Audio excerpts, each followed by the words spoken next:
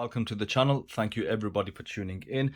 Join me on today's video where I review the massive Tsar Bomba. Now of course you know what this watch is homaging. It's homaging the Richard Mille watches, and as I mentioned in the unboxing, this style, this design is definitely not to my taste. My taste is very far away from these watches, but I did see this watch on AliExpress and I'll put up a screenshot, and I saw the store and I saw 100 plus orders, 4.9 star rating. I thought, what is this watch about then?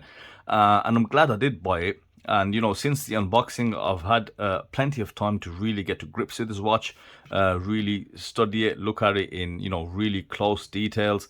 And I've got to say, this watch is built so well, and this watch is really for those people looking for something out there, something quite different, and really a talking piece perhaps as well. It's not something which I would wear. However, I've really got to get across to you guys how well built this watch is. Now, in order for me to show you everything you need to know about this watch, I've really got to get in close to the details. So I've done a few b-rolls, a couple of videos which really do go in a lot closer, so I can talk you through how well built this watch is. Before that, let's go through specifications, dimensions. I'll talk about the price point. I will talk about a couple of other watches that Tsar Bomba do, and then we'll take it from there. Before we begin, wrist check. I am wearing the Nodus Retrospect on wrist. Love this watch, might do a review on this pretty soon. But now back to the Tsar Bomba. Now I do have another color, I'll show you that guys now. And this version is in the yellow, and they do have a third color option in blue, and the only difference you'll find is the color on top of the crown, the color on the hour markers, and of course the strap color. This one's red and this one being yellow. Now dimension, I have measured the diameter to be around 44.5 millimeters.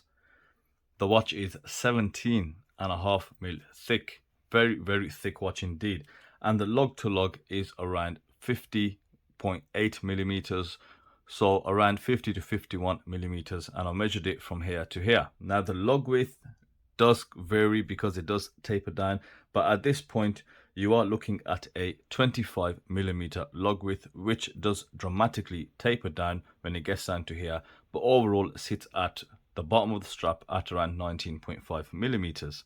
Now specification, as you can see, you've got a full 316L stainless steel case construction. You do have a curved sapphire crystal. The watch runs a Seiko VK67 chronograph movement. You have 50 meters of water resistance, and you've got an integrated strap. The price point, this watch will set you back around £110, but now in the sale it's sitting at currently at 103, and that means in dollars you're looking at around $150. Now Tsar Bomba also do a couple of automatic versions, and they use Seiko movements, and some of them are actually worth looking at. So on the right I'll show you I think a video from one of the automatic movements, and the starting price for that is around $185 to £200, which should be around $230 $250. And again, they do look good. Either you prefer quartz or you prefer the auto. Now let's start getting into this, understand how well built it is. I've really studied it quite closely, and what I noticed is that this dial is multi-layered. So I will be using some video close-ups to kind of assist me and for me to get across to you what I'm trying to show you here. So let's start off with the back plate. As mentioned, it's a layered dial, so let's start off with the bottom piece. And the bottom piece, as you can probably see, is just a plain black textured piece, whatever it is. I don't know if it's plastic, acrylic, whatever the material is. Now on top of that, they have placed a CNC'd brushed PVD coated metal frame. Now this metal frame, as you can see here how well it has been done, really fine brushing present, and even the screws are polished, PVD coated, so a lot of attention to detail has gone into this. Now this back plate does give you the effect of a skeletonized dial. However, being a quartz movement, it isn't skeletonized, and on the auto movements that is fully skeletonized, so you can see all the inner workings. However, I really like how they've done this because it gives you a really nice base, so the visibility on the watch is actually quite good. It allows for all the other colors and features to shine through because the backing is just black basically, and this CNC base plate, it just shows you a bit of intricacy, just a bit of design, and just something quite nice to look at. Now, not only that, the frame makes way for these smaller subdials. Now, if we get closer on the subdials, you'll see the level of detail present just on their construction alone. So the subdials, first off with the shape, you do have a cog style shape. And then in the center, you've got these small concentric circles that fill out the subdial. Now the most outer ring is highly polished in black, which does give it a really nice finishing. Now around that you've got printed markers. Now depending on the subdial they will differ, and we'll go through the movement and the three subdials a little bit later. Now on top of that you do have a clear plate. Now I don't know what the material is because I haven't opened the watch. It could be glass or it could be acrylic, but I think the clarity, I would assume, is probably glass. Now that is where you've got all your other printings. So let's look at the numerals. So you've got this military stamped style of text, 1 2 3 4 5 6, and that is printed on top of the glass. Now you do have the Tsar Bomba logo to your right at 3 o'clock. You also have a date frame window present, and you've also got these outer markings on the subdial, which also have been printed on top of this glass layer. You've got this plastic chapter ring or minute track present all the way around the dial, split into seconds. And then on top of that, you've got this plastic finisher that is placed to encase it all, which then has these triangular hour markers with the numbers on the top, which just finishes it all off and seals the dial. Now that is a lot going on, and you really got to appreciate how much detail has gone into this, from CNCing the backplate, from designing and printing that glass cover on top, to all the subdials. Really great attention to detail.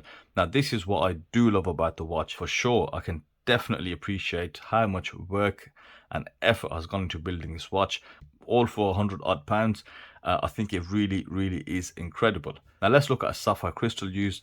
Now again, it's not your normal shape that you get. Now because this is curved sapphire glass, these are slightly more expensive than your usual flat sapphires or your dome sapphire crystals. And you've got AR on the undercoating, as you can see, and it's not very obstructive. It doesn't really get into the way of the dial. It's just enough, a subtle amount of blue AR coating, which I think is absolutely fine. And then moving on to the hands, you can see these skeletonized hands on the smaller subdials.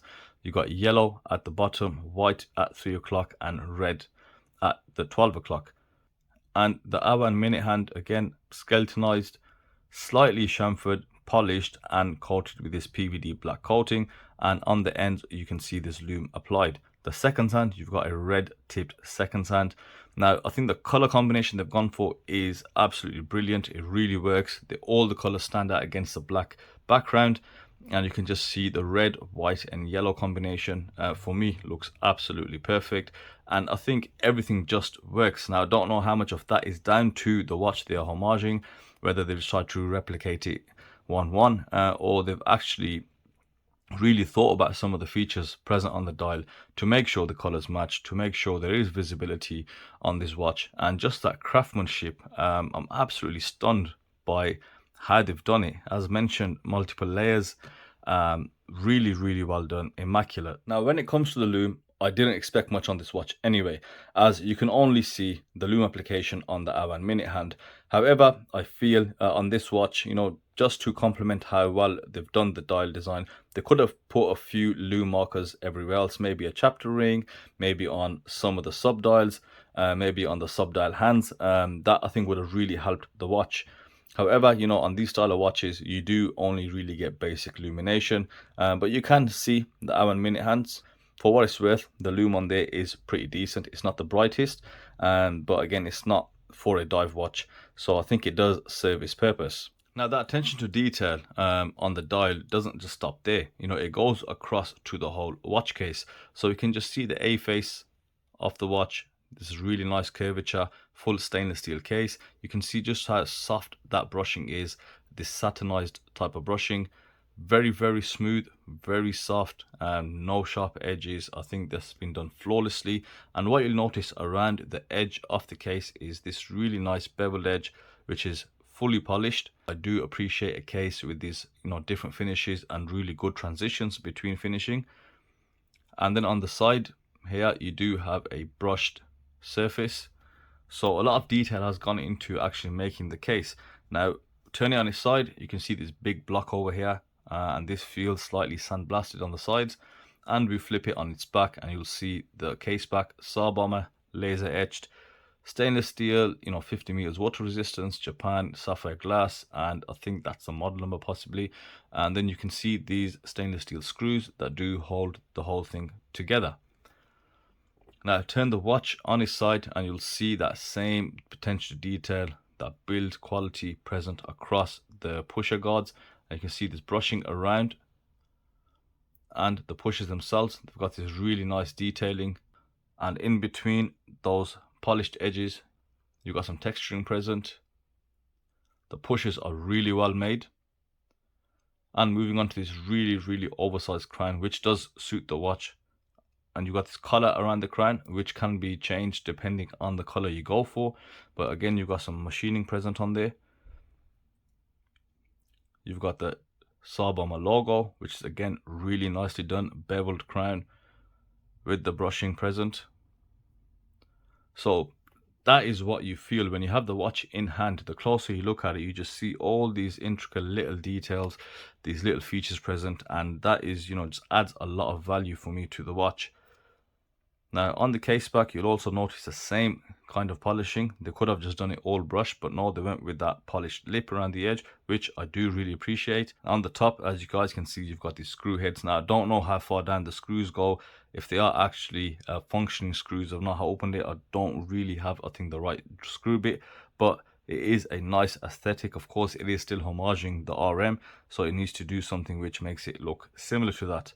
But the fit and finish, the crystal dial, everything is perfect, flawless. And I think this is why this watch is so popular. And I think a lot of the people that bought this were a bit iffy about the design, because what you do find, watches of that caliber, the RM, the homages or the replicas, let's say, of those watches, they are really poor quality, to the point where subdials don't even work.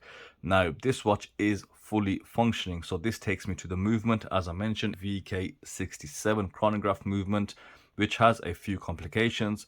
So one of the complications is a date window just after the 4 o'clock hour marker. Then you also have 3 subdials. The top subdial at 12 o'clock is a 60-minute subdial. You do have a seconds subdial, and you've got a 12-hour subdial. So this chronograph can work up to 12 hours, and you can track the time on that up until that length. And then you just press the pusher to pause the chronograph hand. So you do need to press the pusher down quite a bit to get it working. You can definitely feel the button underneath. And then when you reset it, just press the B pusher for the reset. Everything just flicks back. Now let's pop the crown out. Now the crown is somewhat difficult to get to because of the case back, so you do have to kind of get a nail underneath. Now click it once, and then that allows you to change the date. Click it twice, that will stop the seconds hand, and that then allows you to set the time. Now the benefit of having a quartz movement, as you guys know, they are super accurate, 1 or 2 seconds per month. If that, in my experience on my watches that I have, I think they come out by a couple of seconds after around 4 to 5 months, which is again super accuracy. You've got a really good quality battery in there with the Seiko movement, so this movement will keep on ticking. There's no fear of that. And of course the batteries you'll have to replace maybe 2 to 5 years, depending on how much you use the chronograph. Moving on to the strap, as mentioned, it is an integrated rubber strap, and you've got these vented features present on there. Aside from being a design feature, of course it'll give you some much needed ventilation around your wrist. And the quality of the rubber is okay, feels soft and supple in hand. Just have a look at the buckle. Again, satin brushing, logo etched along the top. Few different edges present on there, really well done buckle as well, solid, quite thick. And let's put this on wrist and see how it looks on wrist. So here we have the Tsar Bomba on my 6.5-inch wrist. Yes, probably a bit big, but I think that's not down to diameter or lug to lug, it's more down to the thickness. The weight isn't too much, it doesn't weigh down the wrist. And I think, you know what, you can pull it off, but you do need a slightly bigger wrist. I think a 7.5-inch wrist or 7-inch plus wrist, all the way up to maybe 9, You know, I think the bigger the wrist, the better. Just trying to make the watch look slightly smaller than it is. But as it sits, I think it's quite comfortable. And you know, it is trying to homage the RM, so it will definitely look out there. Definitely stand out amongst the crowd. But overall, you know, very pleased with the build quality of the watch. I always enjoy looking at watches that are really well built. So to summarize, I think the dial construction really took me by surprise, and I really enjoyed looking at this watch a lot closer, just looking at how they've built everything here. You know, hopefully I've done this watch justice by explaining, you know, all the small things that are present. Yes, there is a lot going on the dial. It is a busy dial, but it's hard to find a chronograph that isn't busy. But visibility, I'd say it is quite legible. You can clearly tell the time, you can clearly see the markers, and I think the way they've done the color combination and you know, the amount of detail present, I think they've done a really good job considering it is a homage watch. I am a fan of the logo. I do like the name as well, Tsar Bomba, very easy to say. I think it is a nice looking watch and a very functional watch, very practical as well. In terms of QC or anything negative, I really don't have anything negative to say about the watch, because in hand, everything feels so well done. Now, it's pointless making a comment about the size, you know, if it was smaller, if it was this, if it was that, because it's homaging the RM. And, you know, the RM does have pretty out there dimensions.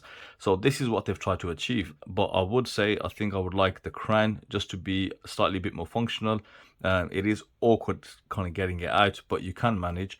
But I really am fully impressed with just how well built this watch is. So if you're one of those guys looking for something out there, something a bit crazy, something very vibrant, but again functional and practical at the same time, and really well built, you know, give this Tsar Bomba a shout. And also look at the automatic watches as mentioned. I will put the links in the description. So thank you guys for watching, and I will see you on the next video.